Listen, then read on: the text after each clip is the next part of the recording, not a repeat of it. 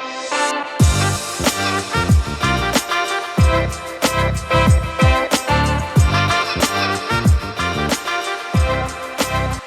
everyone, welcome back to the Intelligent Conversations podcast. Today I have the honor to learn from Joanne Docherty. Joanne is the founder of Starra Education, which delivers accredited mental health training with a huge focus on whole family mental health. She also is a part of multiple community groups aimed at improving the mental health of others. So Joanne, thank you for coming on today. I'm looking forward to this, and your enthusiasm, again, I'm looking forward to learning more about you. Thank you. It's so nice to be here. I have to ask, first of all, have you had anyone else from Scotland? I don't think I've had anyone from Scotland, but I've had a couple from the UK, so like that area, but I haven't had any from Scotland. So this will be a fun podcast. So do you think you'll be okay with the accent? Oh, yeah. I've had people all over the world, so accent doesn't matter. Okay, cool. So kind of what I want to open with is you've had quite a bit of experience in education. The question is I want to ask, how'd you get into it in the first place? I think that's a fascinating field, and I'm kind of curious, what kind of was the initial draw to education? How long you got? I could talk about this for so long. So I had quite a traumatic, adverse childhood. I was born into quite a chaotic life. My mother was schizophrenic. We were living in poverty. We didn't have any money. But my grandmother raised me because my mum was too sick. So my gran was like, still is my role model, and my gran loved learning. And because we didn't have any money, she would take me to the library because it was free. So we'd get books every week. I think it still is 9. You could take 9 books out, and I would finish them like so quickly and want to go back and change them. And I was reading from a really young age because Nan had taught me how to read when I was quite young. And I guess I learned from her. She had just a passion for, she always told me, you know, how amazing school was and how to learn, and books. There was books all around the house. Like, we didn't have any money. We didn't have anything, but there was books everywhere. And I guess that love of words, love of books came from my nan, and that really inspired. And she always sort of said, not that my way out of anything was education in school, but she just instilled in me how important it was that I do well at school, that I study hard, and she always from very young told me I would go to university. So that's cool. Yeah, I guess it really came from then. And, you know, when you don't have any money either, museums were free. So she would take me to the museums, all that sort of stuff that was free, because, you know, and that's where I really kind of got a thirst, I guess, for wanting to learn more and questioning things. I remember pestering her with questions all the time, always asking, but Nan, what about that? So I guess that initially came from my nan. That's cool. I think that's awesome. It really goes to show that, like, those that we look up to, we kind of end up becoming like them, right? Like, we look up to those people and they have a pretty big influence on how our lives turn out. So this is kind of a question I think that leads up to it, right? You're getting an education. You love learning, which I love learning too, right? Learning is awesome, right? When you actually find something that's, you know, you want to learn, right? So I guess the next step is, how'd you get like into the mental health, like aspects of things? Like, how'd you get into that? Yep. So when my nan died, education, had an amazing teacher. It felt like she wrapped me up in cotton wool. And I'm not sure what grade it would be over there. I was only 10. And Mrs. Marshall kind of wrapped me up in cotton wool, and I just wanted to be like her. And from that moment, I was going to be a teacher because I wanted to be as kind as she was to me. And I was going through extreme trauma. And then I wanted to become a teacher like her and help children who were going through stuff like I was. And I guess there's a part of you that wants to kind of save people who were like you, save little kids who were like you. And these children, when they're going through all that trauma, they're suffering mental health conditions. Okay, we call it different things, social and emotional problems. But I guess that's where at first sort of I started with that. And then again, I just wanted to go and study again. I did my BEd, my Bachelor of Education, and I wanted to go and study again. So it made sense that I did psychology, child psychology. And then I guess really thinking about mental health, the big thing happened when I got pregnant. Because when I got pregnant, I developed a connection with my mother. And I'd mentioned my mother was schizophrenic. And for the first time in my life, I felt very close to her, which is something I've never had previously. Always a bit scared of her. There was no relationship. Scared, confused by her, couldn't understand it. And then something just changed when I got pregnant, maybe being a mum myself. That line was there, and I felt her very much guiding my work, and I had a real insight as to the kind of stuff she was going through. The stigma she faced, how hard it was for her to try to give me up because she was too sick to take care of me. And that's really when I shifted quite seriously into mental health then, and educating others and helping educate others what to do when people are experiencing difficulties. So like everything I do, really personal reasons for choosing the work that I do, but it's always kind of been there. Working with children experiencing mental health. But since I got pregnant in 2021, very, very focused on mental health, and that has been my mum guiding me. And I guess you could say as well the impact of the pandemic and seeing, being online with everybody. Lots of my students were struggling and they didn't know what to do. I was doing a lot of leadership qualifications with leaders, and the leaders didn't know how to have conversations with their staff. They found it difficult if a staff presented with a mental health problem, okay, are they at it? Are they kidding on? Are they trying to get time off? How do we deal with this? And I thought, right, there needs to be more education around this. And I kind of always had this, kind of a magnet sometimes. People open up and talk to me, and I've always had that sort of empathetic nature, I guess, and being able to help others develop that as a kind of privilege, I think. So yeah, I think you definitely have that desire to help others, right? Yeah. You really want to help others, and I think that's awesome too, especially in regards to, mental health. That's something I think that's recently kind of came up, right? It wasn't really talked about way back when, right? But now it's becoming more and more relevant. I guess my first question is why is that is it just we're learning new things, or is it more like we just didn't pay attention to it? Like why the rise in mental health? Yeah, I think there's a couple of reasons, a combination of reasons. I do think stigma is still here. There is still a stigma. However, it's not as bad as it was. People are more open. They are willing to be more open, talk about it. There's a lot more education. It's hard because I don't know exactly what's going on in the States, but there's so many helplines now. There's so many national campaigns. We have World Mental Health Day. We have these weeks. We have these months. Businesses have to have mental health policies, mental health and wellbeing policies now. There seems to be a shift in attitude in that, mental health is health. It's not a separate thing from your physical health. It is your health. Mental health is health. So that would be certainly one reason. I think there is a change in attitudes and education. Another one, is it just people being able to recognise it in themselves as well, that they don't need to struggle alone because of education? They realise that, okay, maybe there is something wrong with me, and I can open up about it. I can get help. I can talk about it.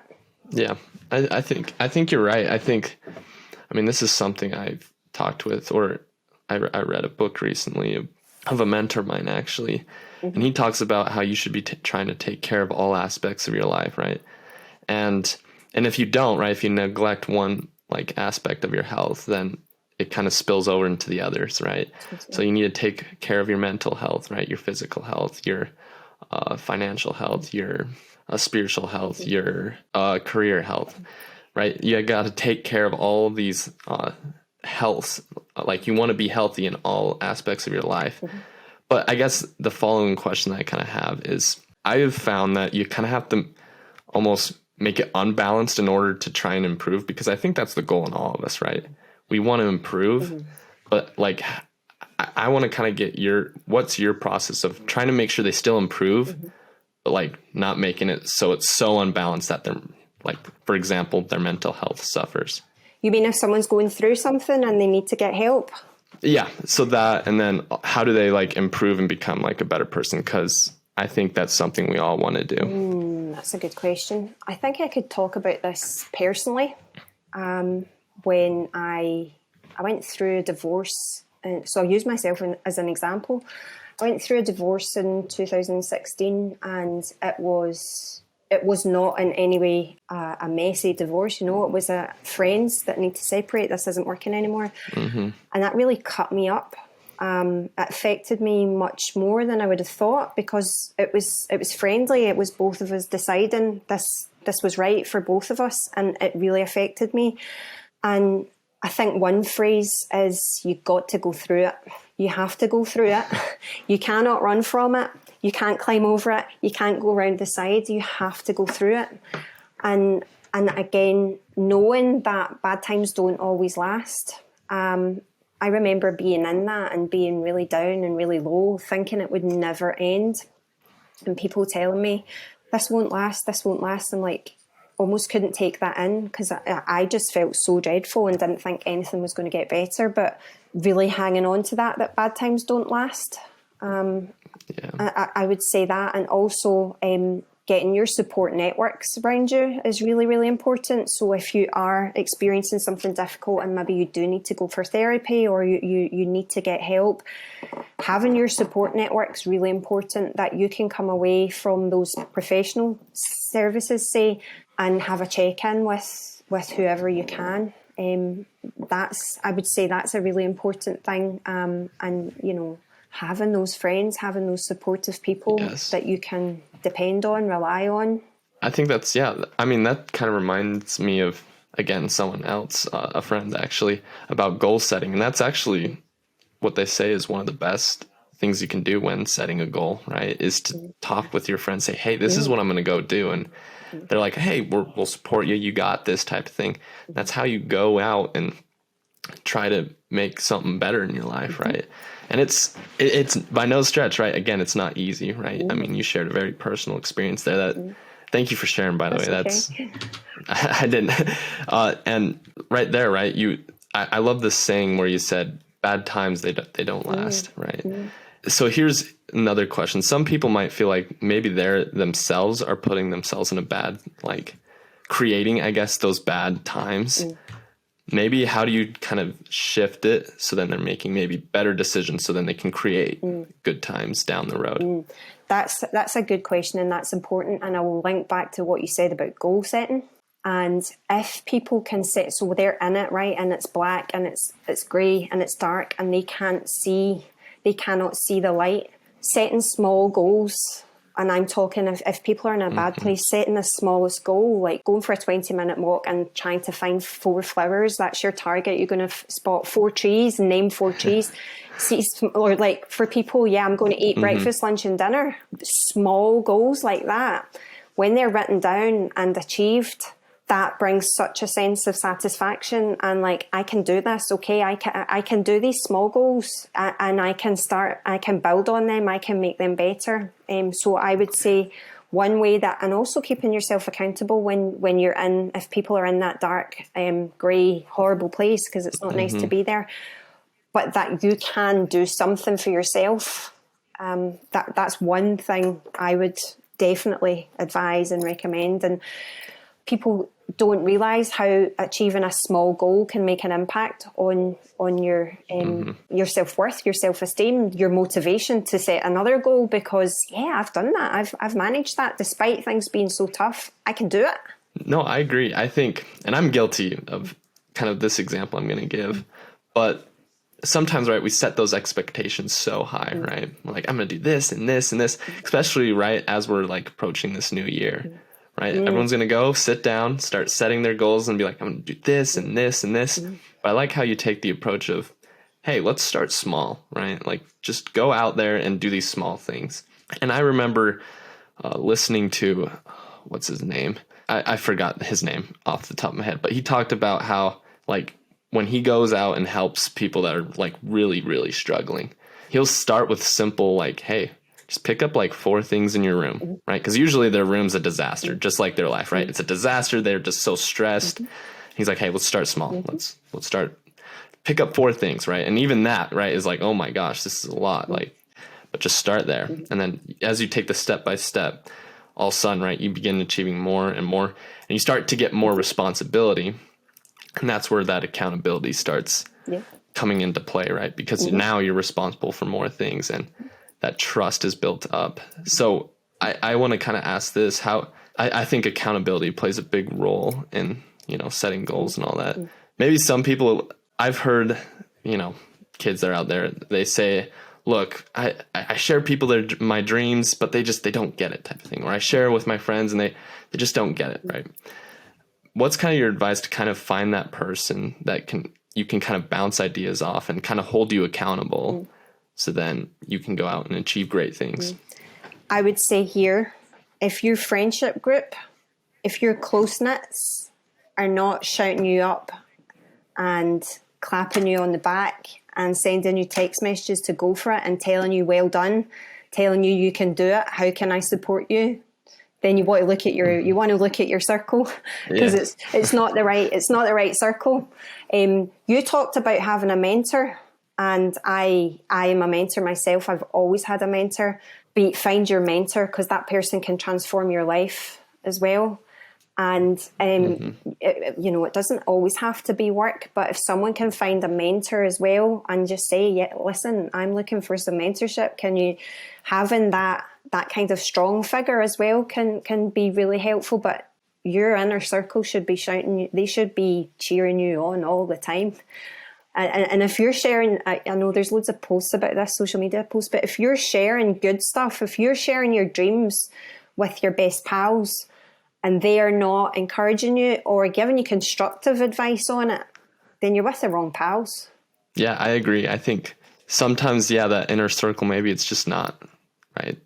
They're just not there for you type of thing. Or maybe they have different interests maybe as well. And they're like, look, I'm just not interested in this. Yeah. I guess social media can be a real help and things like this. I mean, people find their community in social media. I've met some amazing people on Twitter and Instagram, and some people, I talk about this, some people on Instagram show me more support and congratulations for things I do. And I know it's genuine. I made some brilliant connections in America, actually, that people shout me on, love my story, and I think you can make some real positive connections on social media as well, and particularly as well for people who struggle socially and have social anxieties and maybe don't get out as much to make friends. So I would say that there's a lot of really supportive community that can be found online as well.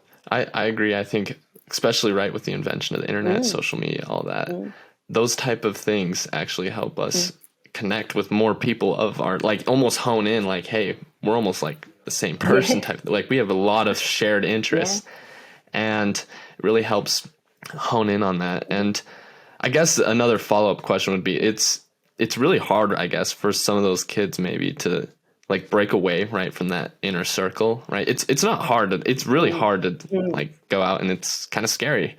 So I guess my question would be is, how do you kind of overcome that fear so then they're not, I guess, how would they overcome that fear of like, hey, I don't know what's going to happen if I do like ditch these guys? Ooh. So I really work with my gut. I work with my gut feeling a lot, and I always have done.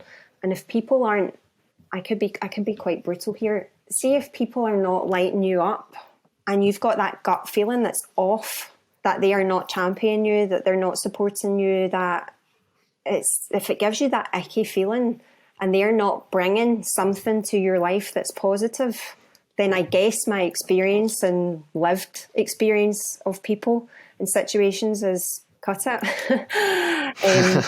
Put yourself in new situations, get yourselves into new communities. Don't waste time on people that aren't, if they are not lighting you up, if you're getting that feeling from them, if they're not supporting you, if they're not bringing you something positive in your life, then what's the point? Yeah, it's got to be hard. Yeah. I agree. I think sometimes, right, you got to make those tough calls to just, cut them. And it's hard, right? Because, right, you have all these fun experiences, all that. But also, I would say as you move on in life, right, you experience different things, right? You begin to experience different things with different people as well, right? Yeah. So as you experience maybe something with this friend and you experience a couple things with this friend a bunch of times, right? Obviously you're spending a significant amount of time together, and it's right. And you guys have a shared bond there, but then, right, when you comes to your goals, your dreams, all that, maybe you don't have that shared bond. So, right, it's really tough to break that bond. Yeah. So I had a friend who said this really well. He said, try and create different groups type of thing, right? So you have, look, this is your career friends. These are your just for fun friends, right? You just want to go out for a night and just have fun. And then these are your just your inner circle. These are the guys you trust and you will share anything with, right? And that's usually like family or very, very close friends. And I think that's a good approach for doing it. I don't know. I want to kind of hear what's your thoughts on kind of how he viewed that. Yeah, I love that. And I will relate to my personal experience. I guess that's what's really happened with me and my ex-husband. I hope he never listens to this or his family, but I really grew, and I'm really ambitious and had this learning, and I was always moving and growing, and he wasn't. And that comes to a point where this is really mismatched here. And I had to get out of that situation because it was not right for either of us. We weren't the right people anymore. So I guess just to say, yeah, I can talk about that on a personal level as well. I love the idea of having different friendship groups. I've been quite lucky. I talk about my circle. I've got my circle, and a few of them have been in there for a long time. And one thing is we have grown together. So we did the whole party stuff. Like years ago, I was a party girl. I went out a lot and I loved to have a good party. And now we're really sensible and focused, and I don't drink anymore. So I grew with them, which I know doesn't always happen, but I do like the idea of having different friendship groups. That's a good idea. And yeah, I guess that happens kind of naturally. You have your work colleagues, friends, and I do always try to keep, when I worked in schools, I always kind of kept my work friends as work friends. And a lot of them didn't know about that I'd go out at the weekends and stuff. It was quite separate. No, I agree. I think the groups are a great way to approach things. And it's also, right, it's the nature of like sometimes we come in with a mindset like, hey, right, when you're at work, right, it's like, hey, I want to think about nothing but work. I'm just trying to get my job done. And right, the last thing you want is someone coming in saying, so I've been thinking about like going out tonight. And it's like, what? No, this has nothing to do with what we're talking about, right? I mean, yeah, it's fun, right? Small talk, it's great. But sometimes, right, it's like, no, let's like, I'm here to focus on work, right? And you're my work friends type of thing. But then, right, when you go out to party, you're thinking about nothing but partying. It's like, I'm here for a good time. Like, let's just relax, have a good time. And I think the group approach is especially the way to go about it. So I guess another follow-up question would be, so inner circle, we're talking like the tight inner circle. Some people maybe feel a lot of anxiety or something along those lines where they don't feel comfortable sharing like very personal things. It takes some time to kind of share some of these things that are going on, but they know they need help type of thing. What's your recommendation to kind of help them do that? I always say one of the first things I say is, well, one of my phrases in my business is we deserve to thrive. So we deserve to thrive. You deserve to be happy. You deserve to be happy. And also you have a right to speak, and you have a right to be listened to. no matter how small or silly you think your problem is, there's a lot of good people around. There's a lot of people who want to help. And another tip, I can't remember who said this to me recently. If someone came and asked you that same thing, would you ignore them? Would you think they were being silly? No. So why would you think that about yourself? So I guess that's one way to think about it. We deserve the best. I just think life's for living, life's for grabbing onto. We deserve the best, and if something is not making us happy, then we should get help to try and fix it and improve it and reach out. You don't know what someone as well, that one sentence, that one phrase they might say to you, how it might turn around your thinking completely. And like, oh yeah, actually that I'm being ridiculous. Exactly. Yeah. I think especially how you said that one sentence, right? I mean, I think everyone has had that experience, right? Where it's just one sentence just totally changes their perspective on something. It's like, oh my gosh, like I never thought of that. Maybe I'm being like, right. You start realizing, oh, I need to fix that. Right. It's a great thing to do that. So when you go and talk with this friend and you go out and you're comfortable, oftentimes you find that most people are thinking the same thing, right? They're thinking, oh my gosh, like, what are they thinking about me? Are they thinking I'm silly? Or, oh, they thinking I'm trying to be like their life coach? Like, right. Everyone's always so worried about what others are thinking about them. So I'm going to use this as the intelligent question of the day. Okay. How do we avoid that? This is a big one, and I see it a lot on social media. And I guess it relates back to a point that I made. If you say something and that person doesn't give you a supportive, positive reaction, then they're not the right person. So just go for it. Just say whatever it is on your mind. And your friends are your friends. I say that as well. Your friends are your friends for a reason. They've picked you for a reason. So it's unlikely, unless we're talking about something seriously illegal, really, really, really bad, it's unlikely that they are going to give you a really, really off reaction. I don't know. What do you think? That was a hard question. No, I agree. I think you hit it right on the mark. I think the best way to, at least I think a way of going about it is kind of similar. It's, you have to realize other people are thinking the same thing, right? Yeah. You got to realize, hey, look, they're also thinking, oh crap, what are they thinking of me? And the best thing you can do, right, is be that person, like, and totally catch them off guard, right? They're thinking, oh my gosh, this person's going to think I'm stupid. This person's going to think all this, right? The best thing you can actually do is say, hey, that's awesome. Like, what you're doing is really cool. And people are like, wait, what? Like, it almost startles them, right, when you do that. And it really helps, right, build their self-confidence, self-esteem. They're like, oh, wait, like, I can actually do this. This is a good idea, right? And they go after that. And you actually did it to me. So you said, thank you for sharing that. And that's one of the things that I teach. When someone opens up, I think it's such a privilege, right? Isn't it? When someone opens up to you, when someone discloses or feels that they can talk to you. And the first thing I always say is, thank you. Thank you so much for feeling that you could say that to me. And that, again, can totally transform where they go with it, how much they open up.